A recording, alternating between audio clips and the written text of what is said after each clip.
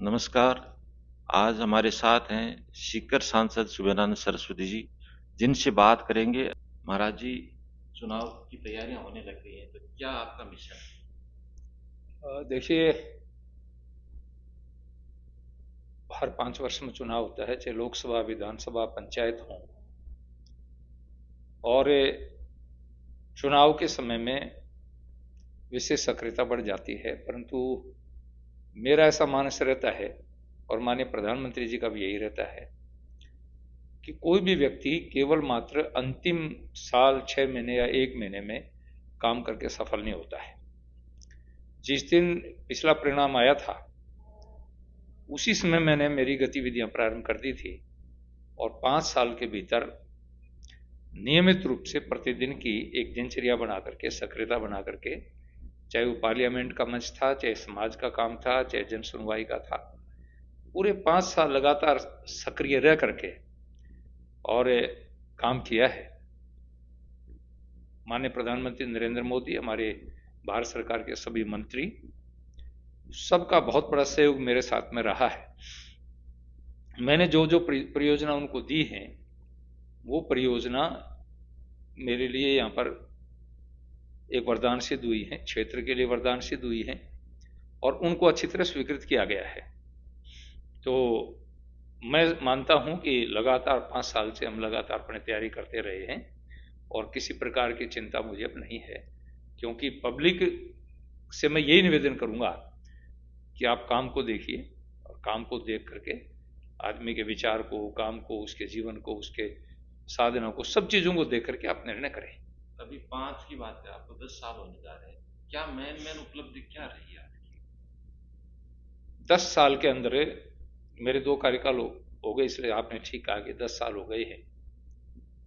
मैं जब सांसद बना पहली बार और सांसद के लिए मैंने नामांकन किया, तो हमारे क्षेत्र के बहुत सारे युवा साथियों ने कुछ विषय उठाए, समाज ने भी विषय उठाए।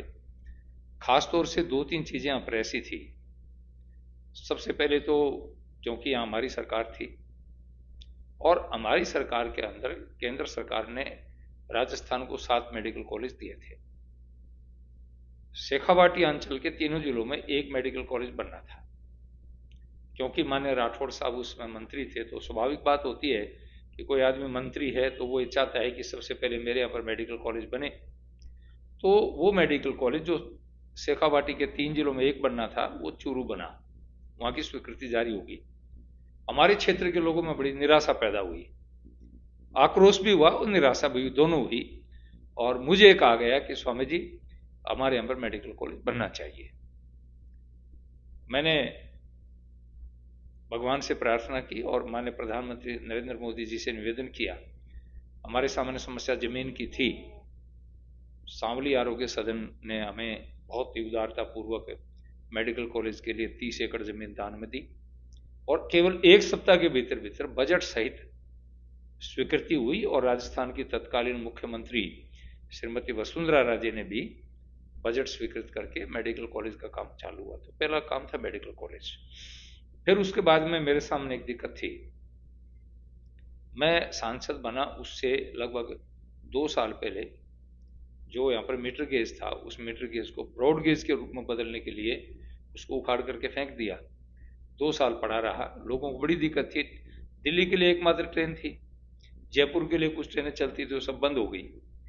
तो आम आदमी को दिक्कत खड़ी हो गई कि हम क्या करें। तो मैंने रेल मंत्री जी से मिल करके और उनसे निवेदन किया, तो जो कंपनी उस काम को छोड़ करके गई थी, उस कंपनी को ब्लैक लिस्ट किया, नई कंपनी को टेंडर दिलवाया और टेंडर दिलवा करके काम करवाया।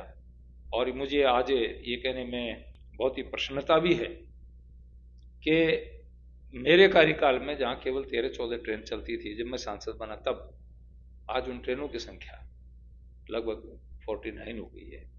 तो ट्रेनों की उपलब्धि और पूरे देश को जोड़ा है। आज हमारी ट्रेन बॉम्बे जाती है, हमारी ट्रेन आज रामेश्वरम की ट्रेन है, शिरडी साईं की ट्रेन है, प्रयाग की ट्रेन है और बाकी आसपास के इलाके में तो कोटा, भोपाल, उज्जैन, ये सब ट्रेनें हमारे पास में हैं। तो आज ट्रेनों का काम हुआ है। और अभी मैं आपके पास आकर के बैठा हूँ, उससे 10 मिनट पहले मुझे सूचना मिली है कि हमारी दुरंतो का स्टॉपेज रिंगस भी हो गया है, और गंगानगर वाली जो बांद्रा ट्रेन है उसका पलसाना हो गया है। तो ये मेरा ये प्रयास रहता है, सतत प्रयास रहता है कि हमारा ये काम होना चाहिए, और रेलवे में मेरी उपलब्धि रही। फिर हमारा इलाका सैनिकों का इलाका है, तो हिंदुस्तान में केवल एकमात्र ऐसी संस्था थी जहाँ से अफसर बनते हैं, वो सैनिक अकेडमी मोहाली में थी। दूसरी सैनिक प्रशिक्षण केंद्र यदि कोई मिला है तो हमें मिला है, जो रलावता के अंदर उसकी बिल्डिंग बन रही है। मैं ये मानता हूँ कि आने वाले अगले वर्ष में जुलाई के सीजन में उसका उद्घाटन करके वहाँ बच्चों को, तो सैनिक अकेडमी, एक नया कृषि विज्ञान केंद्र, ये सारी की सारी चीज़ों की उपलब्धि, ये मोटे मोटे काम बताए हैं मैंने। अभी प्रधानमंत्री जी 26 तारीख को ही 8 कार्यों का उद्घाटन करेंगे मेरे क्षेत्र में। हमने सीकर का शुरू कर दिया था, अमृत भारत स्टेशन, अभी नीम का थाना का अमृत भारत स्टेशन का काम शुरू होगा।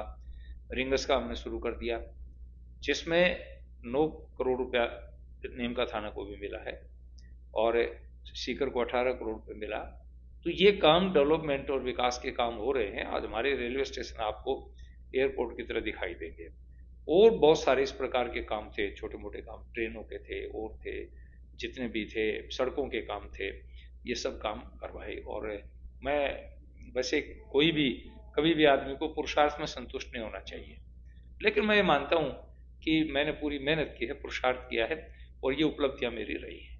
आपकी संसद में कितनी उपस्थिति रही, और ऐसा क्या मुद्दा आपने वहाँ उठाया जिससे यहाँ के लोगों को आप फायदा हो?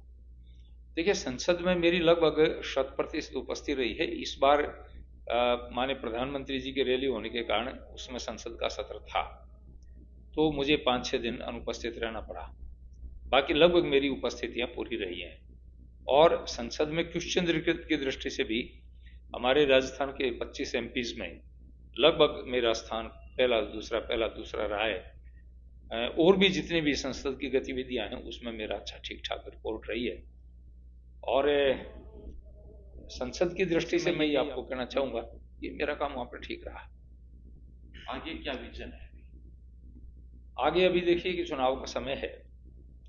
हमारा भारतीय जनता पार्टी का शीर्ष नेतृत्व ये तय करेगा कि 2024 चुनाव में वो किसको आगे करेंगे। यदि मुझे पार्टी मौका देती है तो मैं तैयार हूं, और मैंने 5 साल पूरा काम किया है। 10 साल की रिपोर्ट कार्ड अगर देखेंगे, 100% समस्याओं का समाधान तो कभी किसी का नहीं हुआ है, न भविष्य में होगा। लेकिन मैंने ये प्रयास किया है कि कोई आदमी मेरे ऊपर उंगली नहीं उठाए, और भगवान की बड़ी कृपा रही है, चाहे वो आर्थिक दृष्टिकोण से का था, लोगों के साथ व्यवहार का था, उपस्थिति का था, लोगों की जन सुनवाई का था, अच्छा रहा है। और मैं ये चाहूंगा कि पार्टी मुझे मौका दे। राजस्थान में भी भाजपा की सरकार आ गई, लेकिन अभी जमीनी स्तर पे कार्यकर्ताओं के काम नहीं हुए, क्या अभी बदल नहीं हुआ या क्या? राजस्थान में हमारी सरकार अभी बनी है, लेकिन सरकार ने कई महत्वपूर्ण फैसले लिए हैं। जैसे एक बहुत बड़ा काम हुआ भ्रष्टाचार का, पेपर लीक मामले में सेंटर ने भी इसके ऊपर बिल पास कर दिया, तो उसमें एसआईटी गठन की। गैंगस्टर के मामले में राजस्थान का जो वातावरण खराब हुआ, अपने सीकर में ही 2 घटनाएं घटित हो गई, उसके क्षेत्र के अंदर भी सरकार ने एक स्पेशल टास्क फोर्स बना दी। अभी आपने देखा है कि 2 बड़े काम, ईआरसीपी का काम, और भजनलाल जी के मुख्यमंत्री बनने के बाद में शेखावाटी को जो यमुना नहर का पानी मिलना था, वो काम। तो ये कहना है कि भाई ग्राउंड पर काम नहीं हो रहा है, बहुत सी चीजें इस प्रकार की हैं जो पिछली सरकार ने विकृति पैदा की थी, उसको सुधारने में थोड़ा समय लगेगा, लेकिन सरकार बिल्कुल एकदम गतिशील है, और मुख्यमंत्री जी और पूरा का पूरा मंत्रिमंडल सक्रिय है। उन्होंने सब कामों में अपनी एक्टिविटीज प्रारंभ कर दी, और लोगों तक, आम आदमी तक सरकार पहुंच रही है।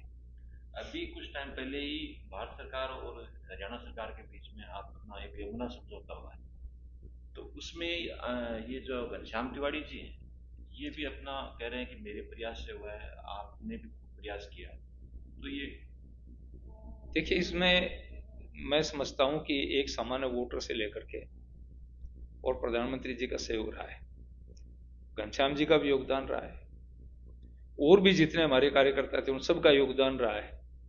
सब लोगों के सामूहिक प्रयास से ये काम हो पाया है। मेरा एक स्वभाव है कि कोई आदमी 1% भी सहयोग करता है तो मैं उसके प्रति एहसानमंद होता हूँ। घनश्याम जी ने इसको पार्लियामेंट में भी उठाया, जहाँ भी समय समय मीटिंग करते रहे, प्रेस कॉन्फ्रेंस भी करते रहे।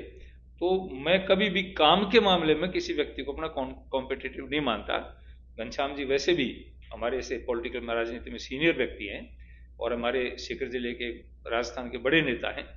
तो उन्होंने भी प्रयास किया है, हमने भी प्रयास किया। मैंने भी पार्लियामेंट में उठाया, प्रधानमंत्री से मिला, जल शक्ति मंत्री से मिला, माननीय भजनलाल जी से मिला, हरियाणा के मुख्यमंत्री से भी मिला मैं।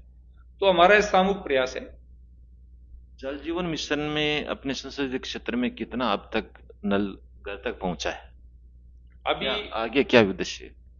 अभी मैंने मीटिंग ली थी तो 316 गांव के अंदर भी काम हुआ है। वैसे तो लगभग पंचायतों के अंदर काम हुए हैं, परंतु उसमें कुछ खामियां रही हैं और हम समय समय पर मैं मीटिंग ले रहा हूं, खामियों को दूर करेंगे। हमारे पास में शिकायतें आई लोगों की कि कांग्रेस के कार्यकाल में भेदभाव किया गया, कहीं 5 घर छोड़ दिए, कहीं 10 घर छोड़ दिए, कहीं डाणी छोड़ दी। वो जो राजनीतिक भेदभाव था उसको दूर करके मैंने अधिकारियों की मीटिंग बुला करके, अभी दिशा की मीटिंग में भी, पहले भी अलग से मीटिंग बुला के कहा कि एक एक गांव के अंदर इस प्रकार की जो कमियां हैं ठेकेदार को कह करके उसकी पूर्ति करो, अन्यथा हम जांच करवाएंगे और जिन लोगों ने इस प्रकार का काम है उसको दंडित करवाएंगे। जी नमस्ते, थैंक यू। Thank you.